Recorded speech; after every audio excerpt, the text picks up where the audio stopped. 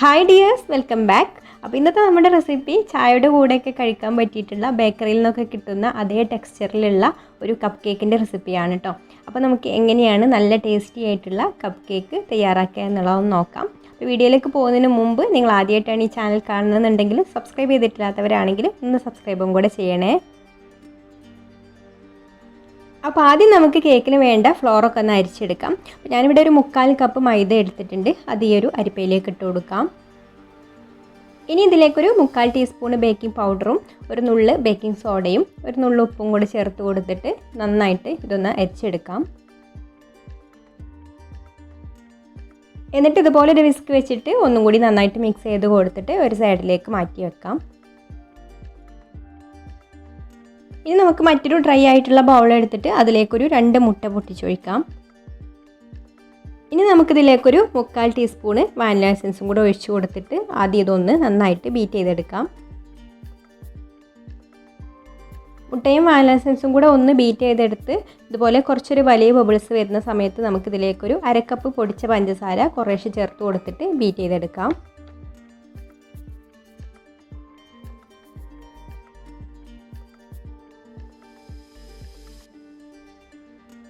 ഇതുപോലെ നല്ല ഫ്ലഫി ആവുന്നത് വരെ മുട്ട ബീറ്റ് ചെയ്തെടുക്കണം കേട്ടോ. ഇനി നമുക്കിതിലേക്കൊരു 1 ടേബിൾ സ്പൂൺ ഓയിലും കൂടെ ചേർത്ത് കൊടുത്തിട്ട് ഒന്നും കൂടി ബീറ്റ് ചെയ്തെടുക്കാം. ഓയിൽ ചേർത്ത് കഴിഞ്ഞാൽ പിന്നെ ഒരുപാട് ബീറ്റ് ചെയ്തെടുക്കണ്ട കേട്ടോ. ജസ്റ്റ് ഒന്ന് എല്ലാ ഭാഗത്തും എത്തുന്നത് വരെ മിക്സ് ചെയ്തെടുത്താൽ മതി. നമുക്ക് ബീറ്ററിൻ്റെ ആവശ്യമില്ല. ഇനി നമുക്ക് ഇതിലേക്ക് കുറേശ്ശെ അരിച്ച് വെച്ചിട്ടുള്ള പൊടി ചേർത്ത് കൊടുക്കാം. അപ്പോൾ ഞാനിവിടെ ഒന്നും കൂടെ അരിച്ചിട്ട് തന്നെയാണ് കേട്ടോ ഇതിലേക്ക് ഇട്ട് കൊടുക്കുന്നത്. അപ്പോൾ നമുക്ക് കുറച്ചും കൂടെ മിക്സ് ചെയ്തെടുക്കാൻ എളുപ്പമാണ്. ഇനി 1/4 കപ്പ് ചെറിയ ചൂടുള്ള പാലെടുത്തിട്ടുണ്ട്. അതും കൂടെ ഈ ഒരു പൊടിയുടെ കൂടെ കുറേശ്ശെ ചേർത്ത് കൊടുത്തിട്ട് ഇതുപോലെ സ്പാറ്റിൽ വെച്ചിട്ട് ഫോൾഡ് ചെയ്ത് മിക്സ് ചെയ്തെടുക്കാം.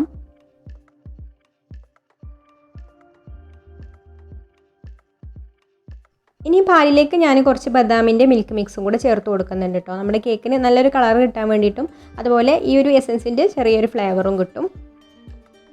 ഇനി ബാക്കിയുള്ള പൊടിയും അതുപോലെ കുറേശ്ശെ പാലും കൂടെ ചേർത്ത് കൊടുത്തിട്ട് ഇത് മിക്സ് ചെയ്തെടുക്കാം.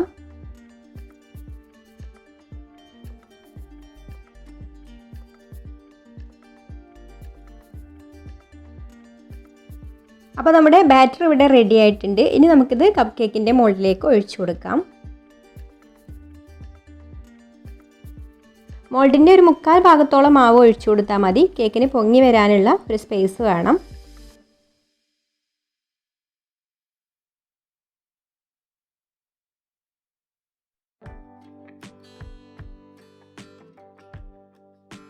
ഇതുപോലെയുള്ള 6 മോൾഡിലാണ് കേട്ടോ നമ്മൾ മാവ് ഒഴിച്ച് വെച്ചിട്ടുള്ളത്. ഇത് കുറച്ച് വലിയൊരു മോൾഡാണ്. ചെറിയ മോൾഡാണെങ്കിൽ ഒരു 10 എണ്ണത്തിലൊക്കെ ഉണ്ടാക്കിയെടുക്കാം. സാധാരണ നമ്മൾ ബേക്കറിയിൽ നിന്നൊക്കെ കിട്ടുന്ന ആ ഒരു പേപ്പർ കപ്പാണെങ്കിൽ 10-15 എണ്ണം ഉണ്ടാക്കിയെടുക്കാം കേട്ടോ ഈ ഒരു മാവ് കൊണ്ട്. ഇനി ഞാനിത് ബേക്ക് ചെയ്തെടുക്കുന്നത് കൺവെൻഷൻ ഓവനിലാണ് കേട്ടോ. ഓവന് 180 ഡിഗ്രിയിൽ 10 മിനിറ്റ് പ്രീഹീറ്റ് ചെയ്ത് വെച്ചിട്ടുണ്ട്. അതിൽ വെച്ച് കൊടുത്തിട്ട് ഒരു 180 ഡിഗ്രിയിൽ ഒരു 20-25 മിനിറ്റ് കേക്ക് ബേക്ക് ചെയ്തെടുക്കാം. ഈ ഓവൻ ഇല്ലാതെ വേണമെങ്കിൽ നമുക്ക് ഏത് പാത്രത്തിലും വെച്ചിട്ടും ഈ ഒരു കേക്ക് ഇതുപോലെ തന്നെ ഏതെങ്കിലും ഒരു സ്റ്റാൻഡിന്മേലോ അല്ലെങ്കിൽ ഒരു പ്ലേറ്റിലോ വെച്ചിട്ട് ഇതുപോലെ തന്നെ നമുക്ക് അടച്ചു വെച്ചിട്ട് ഒരു 20 മിനിറ്റ് ബേക്ക് ചെയ്തെടുത്താൽ മതി. അതുപോലെ നമ്മുടെ മോൾഡിൻ്റെ വലുപ്പത്തിനനുസരിച്ച് ടൈമിൽ മാറ്റം വരും കേട്ടോ. ഇതിപ്പോൾ കുറച്ച് വലിയ മോൾഡ് ആയതുകൊണ്ട് 20-25 മിനിറ്റ് ഒക്കെ ബേക്ക് ചെയ്യേണ്ടി വരും.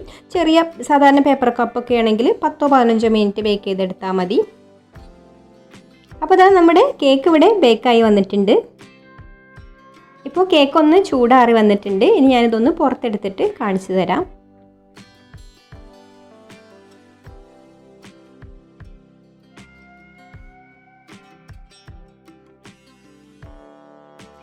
ബേക്കറിയിൽ നിന്നൊക്കെ കിട്ടുന്ന ആ ഒരു കപ്പ് കേക്കിൻ്റെ ടെക്സ്ചറിലുള്ള ഒരു കേക്കാണ് കേട്ടോ ഇത്.